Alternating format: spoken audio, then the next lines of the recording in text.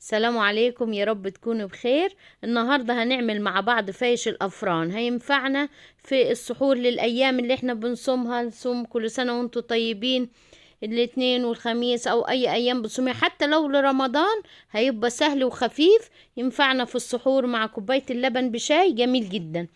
هنشوف طريقته مع بعض. شوف مقرمش وجميل، هو سهل عن الفايش الصعيدي طبعا ده، واحنا شايفينه في الصاج. تعال ندخل الفيديو ونشوفه مع بعض الطريقة ازاي. جبت كيلو دقيق وراح احط عليه كيلو دقيق. طبعا نخلته عشان يدي خف كده ويبقى خفيف وحلو. حطيت عليه نص معلقة محلب، وحطيت عليه برضو معلقة كركم عشان تدي اللون الجميل.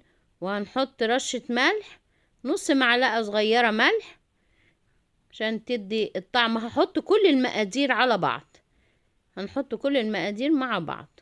وهحط نص كوباية سكر عشان تديله طعم مسكر كده وجميل. وهحط كمان عليها معلقة كبيرة خميرة. طبعا عايزة تضعفي المقدار ضعفيه. انا عملت كيلو واحد، كل اللي في الصاج ده وفي العلبة هما كيلو واحد بس بكيلو دقيق. وحطيت برضو معلقة كبيرة بيكنج باودر، وحطيت كوبايتين لبن دافين طبعا عشان الخميرة تتفاعل. وحطيت كمان كوباية سمنة بلدي، طبعا عايزاها بالسمنة العادية براحتك، هيديها الطعم الحلو الجميل. انا عملتها بكوباية سمنة بلدي عشان يتقرب يعني من الفاش الصعيدي. ونص كوباية سمسم حطيتها وعجنته في العجان. شو العجينة جميلة وملسة كده وحلوة. فهغطيها في مكان دافي، هنسيبها تخمر وبعد كده نشوفها مع بعض. خمرت كده بالطريقة الجميلة دي، هنشوفها كلها. فضيتها كلها وهقطعها ونلفها زي ما بيلفوها في الأفران بالظبط. خدها خدتها كلها وهقسمها. هنقسمها بالمقطع بالطريقة دي على أربع صوابع كبيرة. هلفها وهنحطها في الصاج مرة واحدة.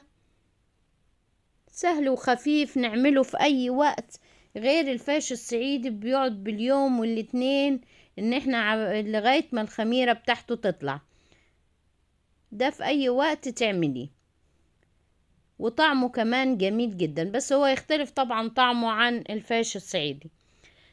فردت كده، هناخد كل قطعة من اللي انا قطعتها وراح ألفها. فردتها، حتى لو فردتيها بايدك هي العجينة طرية وجميلة وملسة كده وخفيفة وهشة. حتى وانا بلفها ما تضغطيش قوي عليها عشان الخمر بتاعها يفضل زي ما هو.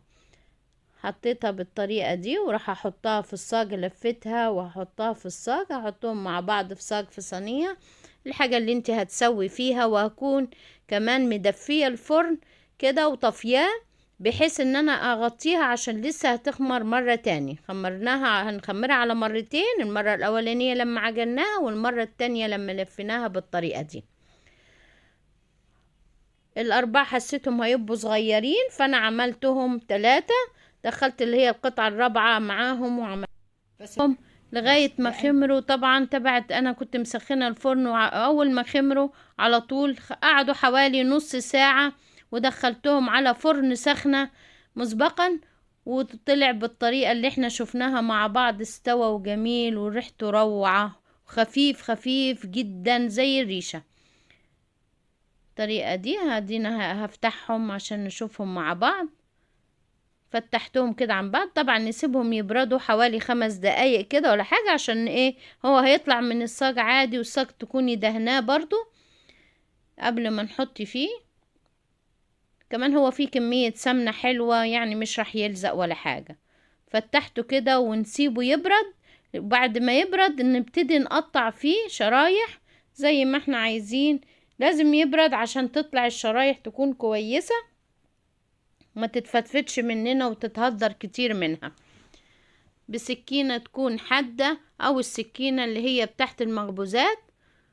وهنقطعه شرايح وهرصه في صاج، وهندخله الفرن على درجة هادية، على درجة حرارة 150 100، بحيث على درجة هادية سواء من فوق او من تحت، من يكون اللي هي الشواية وتكون اللي هي الفرن، تاخد على نار هادية عشان ما تتلسعش بسرعة، ويبقى ايه من بره حمر، ومن تحت ايه يعني ما من جوه ما استواش.